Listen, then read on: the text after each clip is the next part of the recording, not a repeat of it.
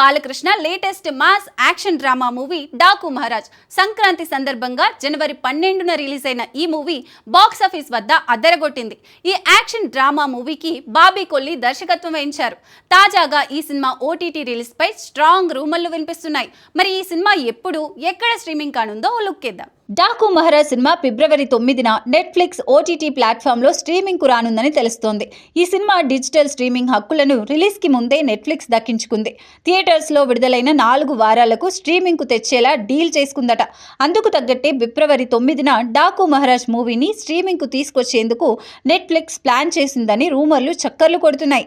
త్వరలో డాకు మహారాజ్ స్ట్రీమింగ్ వివరాలను మేకర్స్ అధికారికంగా ప్రకటించే అవకాశం ఉంది. Both are not same? Daaku Maharaj movie Balakrishna కెరీర్లో 100 కోట్ల క్లబ్లో చేరిన 4వ చిత్రంగా నిలిచింది.